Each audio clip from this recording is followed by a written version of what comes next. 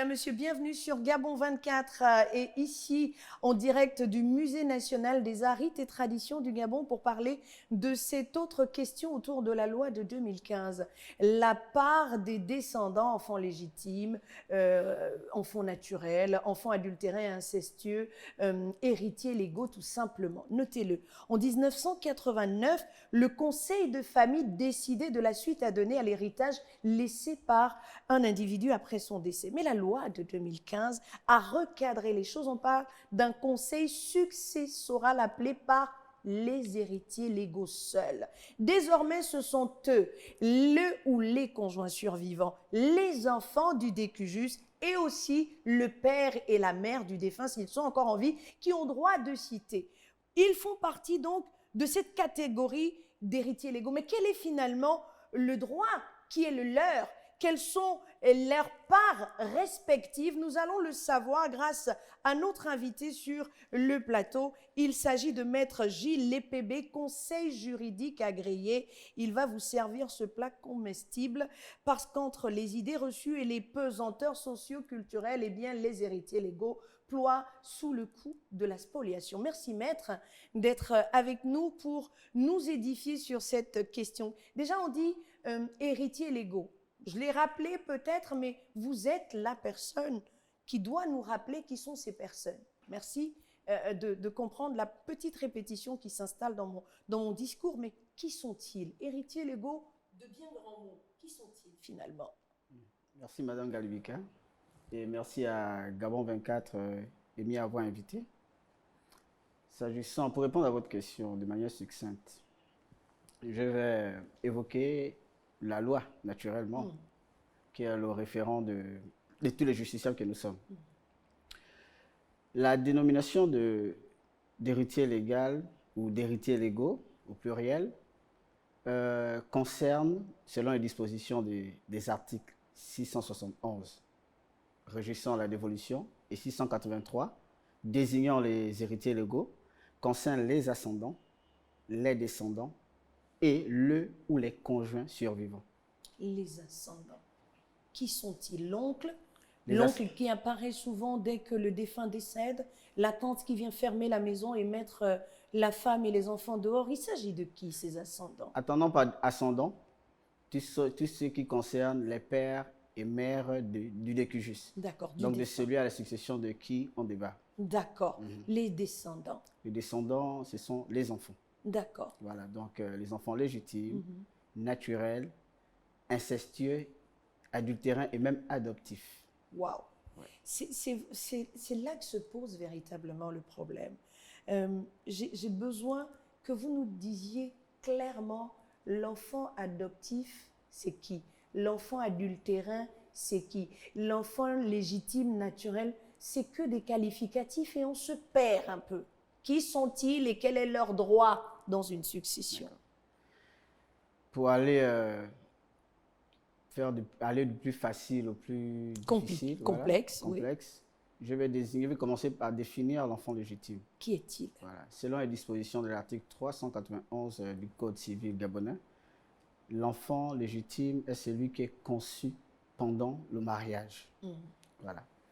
Donc, sa qualité est consacrée par le lien du mariage qui lie ces deux parents. D'accord. Voilà. À cet enfant précis, on n'a pas besoin de la mention numéro 5 qui fait qu'un individu reconnaisse formellement être le père de tel ou tel autre individu. Cette mention est beaucoup plus exigée pour les enfants naturels, notamment pour la filiation maternelle de l'enfant naturel, selon les dispositions de l'article 414, et pour la filiation paternelle de l'enfant naturel, selon les termes des dispositions de l'article 415. Je n'ai pas envie de vous dire que tout ça, c'est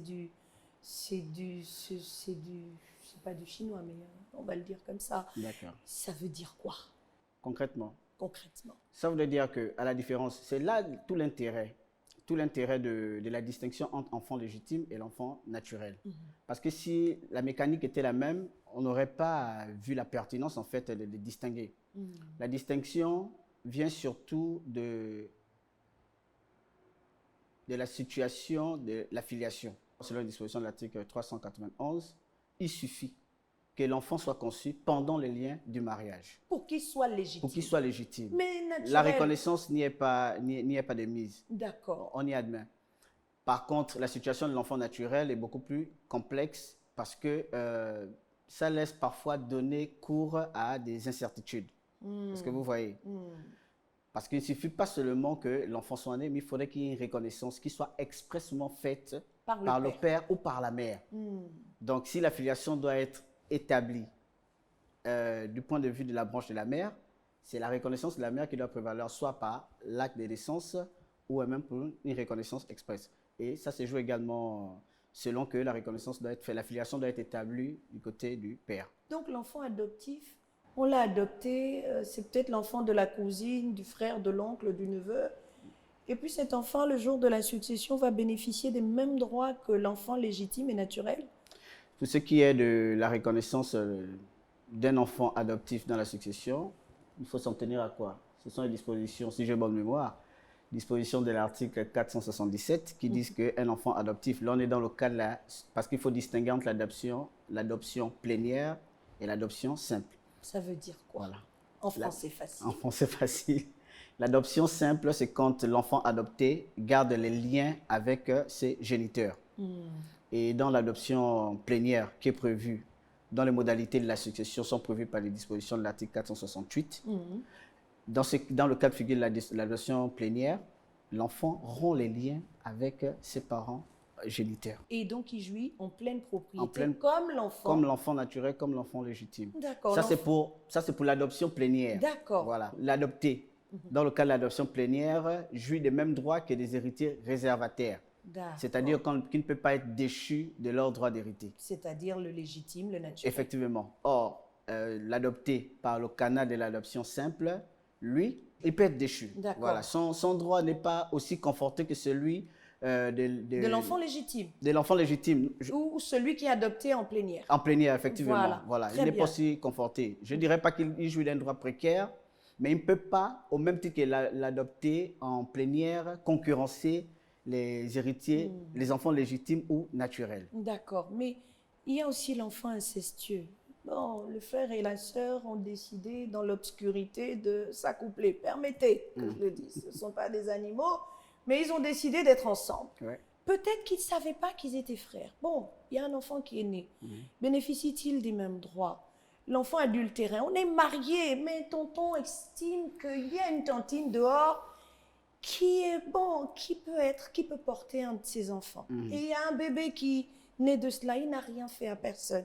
Il est arrivé au monde. Est-ce qu'il bénéficie des mêmes droits parce que papa l'a reconnu? Est-ce qu'il bénéficie des mêmes droits que les autres, légitimes, et naturels? Allez-y au cas par cas, s'il vous plaît. Donc, on a la situation, puisque là, vous avez parlé de l'enfant adultérin et de l'enfant incestueux. Oui. Ouais. C'est la loi, dans ses dispositions de l'article 436, qui dit que l'enfant adultérin qui n'a pas été reconnu par l'un des auteurs qui était lié au mariage ne peut hériter que dans le cadre, ne peut bénéficier que des aliments. Les aliments. Les aliments. Ça veut dire quoi? Seulement les aliments, c'est-à-dire il peut bénéficier des droits de subsistance. Voilà, il peut prétendre à des subsistances, mais pas l'usufruit. Parce qu'il il ne faut pas confondre la subsistance et l'usufruit. Il ne faut vraiment pas confondre ça. S'il vous plaît, faites-nous le distinguo rapidement. L'usufruit s'analyse comme un démembrement d'un droit de propriété. Voilà. Dans les droits de propriété, il y a trois démembrements. Il y a l'usus, il y a l'abusus, qu'on appelle encore la nue propriété, qui vous donne le droit de léguer, de donner ou encore de vendre un bien. Voilà. Et il y a l'usufruit, qui est juste la jouissance que vous pouvez tirer d'un bien. Voilà. Donc, généralement, c'est les deux jumelés. Hein. On parle de l'usus et du fructus. Donc, l'usufruit, c'est justement ça, c'est la combinaison de l'usage et la possibilité de recueillir ou de jouir des fruits. C'est ça, l'usufruit. Très bien. Voilà. Donc, cet enfant adultérin? Non, lui n'a pas... il n'hérite pas en usufruit, mais il a juste un droit à l'aliment. Ça, c'est l'enfant adultérin. L'enfant incestueux. L'enfant incestueux, dont le régime est prévu par les dispositions de l'article 437, voilà, lui ne peut être reconnu que par l'un des parents. Donc, lorsqu'il est reconnu par l'un des parents, il peut hériter. Mais à l'égard de l'autre où la reconnaissance est carrément proscrite, il a droit à des créances alimentaires. Aussi. Non, ce n'est pas la même chose. C'est pas la même l'autre, chose. l'adultérin a droit aux aliments. Aux aliments. Lui, voilà, il a et l'autre a des créances. créances alimentaires. Les créances, mais ça veut dire quoi? C'est en français, s'il vous plaît. Sortons du technique et des articles. Voilà. En français facile. En pour français que, facile. à l'EPACA là-bas, que l'on sache exactement de quoi on parle. Voilà. L'enfant incestueux, il a droit à quoi?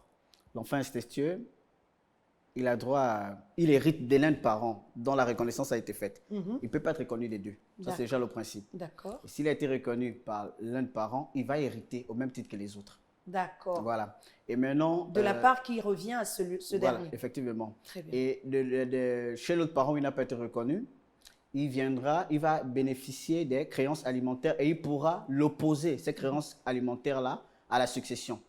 Ça veut dire que lorsque la succession sera ouverte et que les héritiers légaux seront identifiés, celui-ci pourra venir faire prévaloir son droit, mais uniquement au titre de créances alimentaires.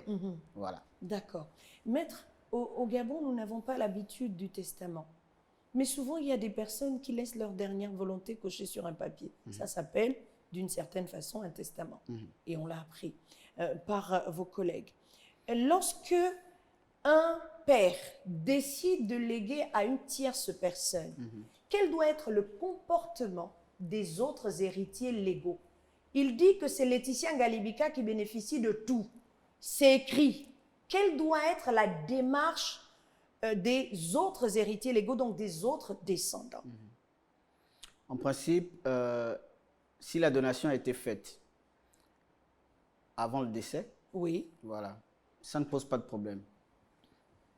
Dès que la donation est faite avant le décès, ça doit nécessairement être consigné dans un acte authentique dressé par un notaire. Un officier, oui. Un notaire, un officier public compétent. Mais généralement, dans la circonstance-là, l'officier public compétent, c'est le notaire. Très bien. Donc, nul n'est besoin même de s'embarrasser avec ce vocable-là. Dès que la donation est faite et qu'elle a été dûment enregistrée, instrumentée et enregistrée, elle est opposable aux autres successibles qui, du vivant du donataire, n'ont pas encore cette qualité de successible parce qu'on devient successible et héritier à la survenance du décès de celui pour qui la succession est débattue.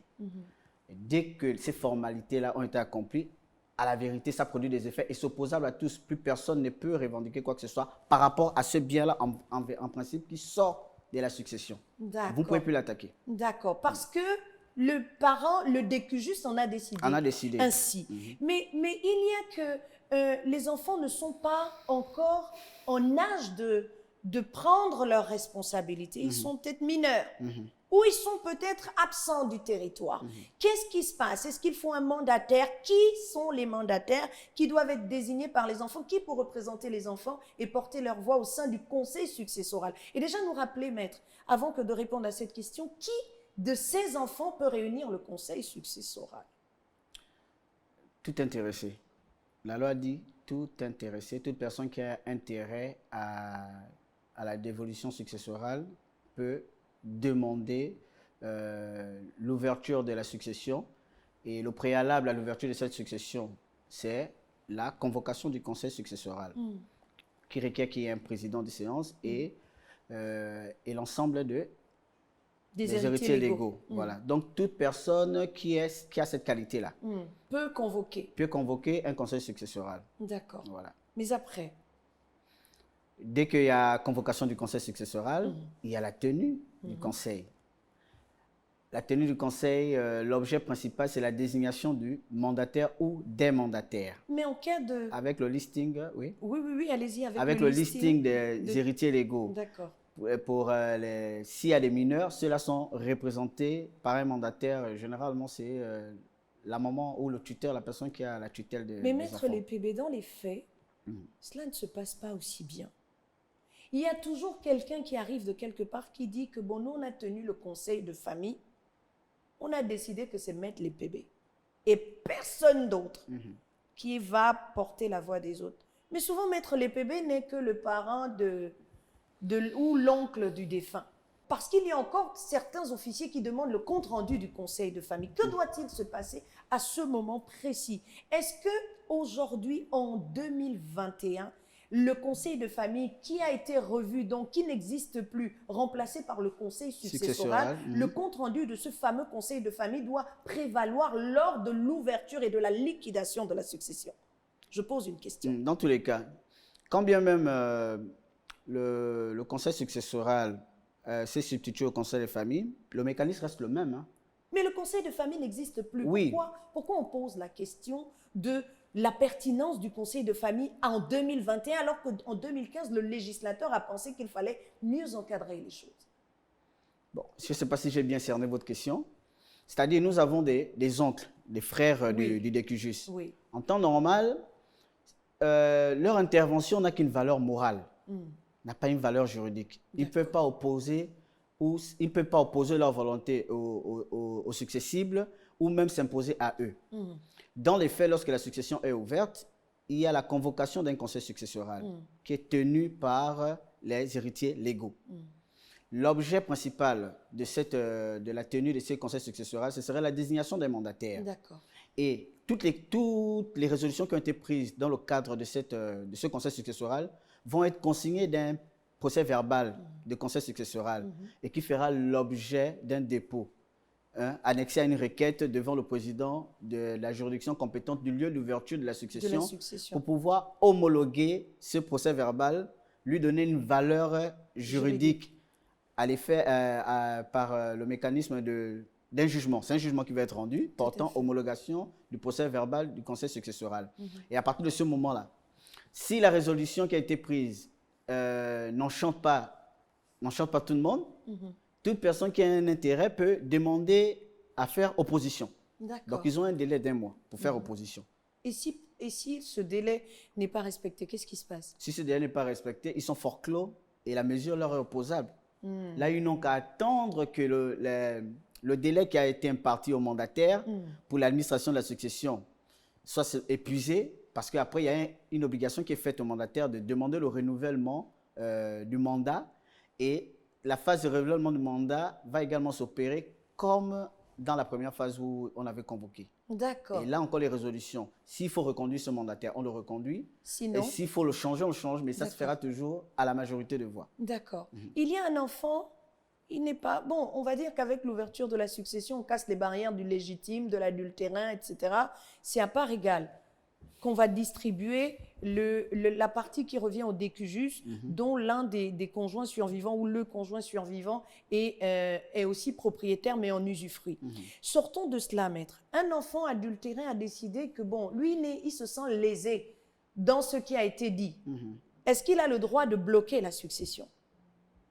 S'il a fait l'objet, enfant adultérin qui a fait l'objet d'une reconnaissance qui a été légalement reconnue par son auteur qui était dans les lieux du mariage, il a les mêmes droits qu'un enfant naturel. D'accord, donc il a le droit. Oui, s'il a été expressément reconnu. Mais s'il n'a pas été reconnu, parce qu'on nous dit que l'enfant aura pour père le mari de sa mère. Donc selon que l'adultère a été commis par la mère, selon que l'adultère a été commis par le père, il y a une manière de raisonner. D'accord. Dès qu'il y a reconnaissance, celui-ci acquiert... Il y a comme une sorte de purge. Il y a comme une sorte de purge des irrégularités à partir du moment où la reconnaissance est faite. D'accord. Et là, il acquiert les mêmes droits que les autres enfants et il peut valablement s'y opposer. D'accord. Mais l'enfant, là, qui sait que papa a des biens, par exemple, à Koulamoutou, ou à Ndende, ou encore à Mivoul, et qui les dissimule, est-ce que cet enfant jouira également en pleine propriété de ce qui doit lui revenir? Déjà, c'est un délit. C'est un délit, d'accord. C'est quand c'est les dispositions de l'article 652 déjà, le régime des indignités. Voilà, où on dit toute personne qui aura diverti ou recélé les biens de la succession sera frappée d'indignité. Et l'article 654 sanctionne ces personnes-là. Elle est écartée. Ça veut dire même que même les fruits qu'elle avait recueillis, tous les revenus là, elle doit les restituer à la succession et peut être écartée des fêtes. Parce que lorsque vous tombez sous le coup du régime de l'indignité, vous êtes écarté de la succession. D'accord. Donc, ce n'est pas intéressant. Lorsque vous avez la connexion dissimulée, ça ne joue pas dans votre intérêt. D'accord. Parce que si vous avez recueilli les fruits, vous avez perçu des revenus, non seulement vous allez être écarté de la succession, mais vous allez les restituer. Mais je ne suis pas au courant de ces dispositions. Comment je fais? Je vis dans la maison de mon père. Nemo sensetur ignorare legem. Dès qu'une loi est publicisée, elle est opposable à tous et vous avez l'obligation d'apprendre connaissance. Mais il ne sait pas. Comment il fait? Mais nul ne peut se prévaloir de ses propres turpitudes, madame. D'accord, mais oui, mais là, il ne sait pas. Est-ce qu'il y a des circonstances atténuantes disant que, bon, il ne sait pas et donc il ne l'a peut-être pas dit à ce moment-là parce qu'il ne savait pas qu'il fallait qu'il le dise? Si maintenant, il faut qu'il rapporte la preuve de sa bonne foi. Ce sera à lui de prouver parce que les autres ont juste besoin de lui opposer cet état des faits. Et ce sera à lui de faire tous ces preuves devant le prétoire. D'accord. Parce que si ça donne lieu à l'ouverture d'un contentieux, ce n'est que dans ce cas-là qu'il pourra venir apporter les moyens au soutien de sa défense. Maître Lépébé, nous sommes arrivés au terme de cette émission. Mais beaucoup s'interrogent encore sur la part qui revient à l'enfant légitime, à l'enfant naturel, à l'enfant incestueux et même à l'enfant adultérin. Qu'est-ce qui revient à ces enfants-là par rapport au conjoint survivant à la suite du décès du décujus? On n'oublie pas le père et la mère du défunt non plus. Quelle est la part des descendants, donc des enfants du décujus? Pour répondre à la question de la part qui doit revenir à chacun des successibles, mise en concurrence avec le conjoint survivant, s'il y en a un, il faut raisonner au cas par cas. Allez-y. Voilà. Il faut raisonner au cas par cas. Nous, on a une hypothèse où, là je parle des descendants, des enfants. Les enfants. Je vais d'abord exclure le cas des ascendants, donc des pères et mères. On a une hypothèse où les enfants, c'est-à-dire les descendants, sont les enfants qui sont nés du défunt et du conjoint survivant. Voilà. Dans ce cas de figure, le partage va se faire, il y a une option qui est dévolue au conjoint survivant.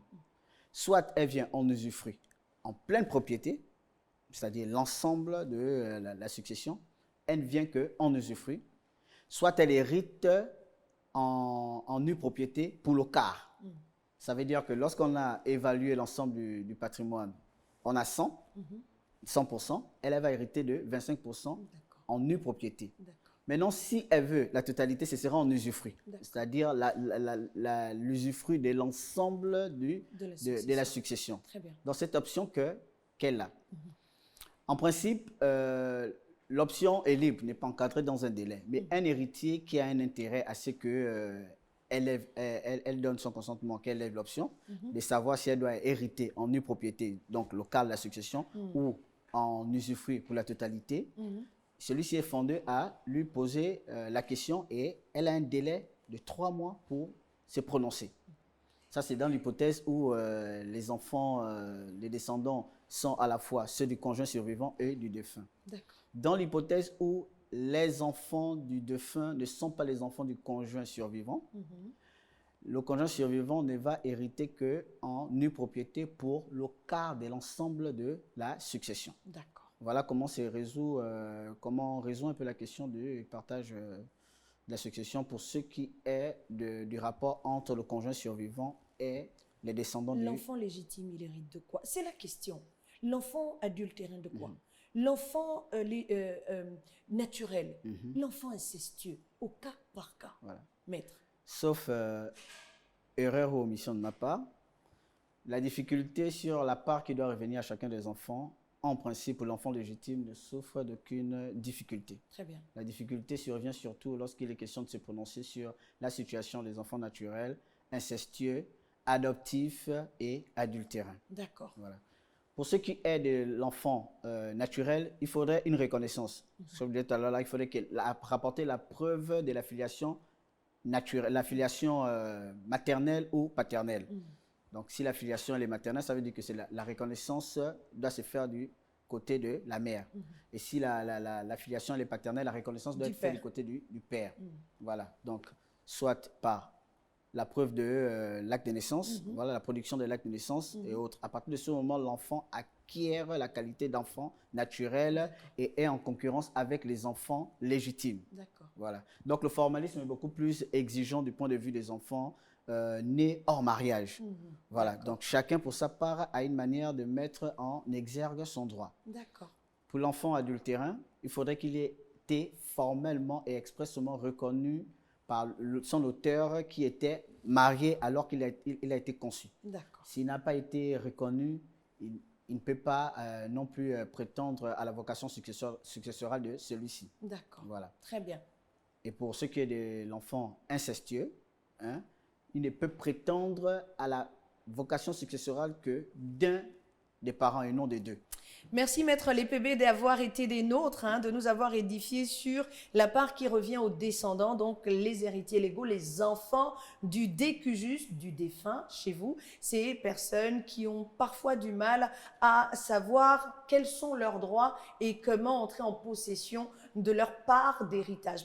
Merci à vous, Maître Gilles Lépébé, conseil juridique agréé. Vous nous avez servi ce plat comestible autour de la part de chaque descendant au cours d'une succession. Merci d'avoir été avec nous. Merci Madame Galibika et merci à Gabon 24 de m'y avoir invité. On referme ce programme qui se poursuit avec une autre interrogation, liquidation de la succession. Que retenir pour refermer cette série d'émissions consacrées à la loi de 2015 qui fait toujours couler beaucoup d'encre et de salive car en 2015, le législateur a véritablement encadré la succession en territoire gabonais pour que nul n'en ignore. Les programmes de Gabon 24 se poursuivent. Merci au Musée national des arts, rites et traditions du Gabon qui nous a accueillis pour cette autre émission.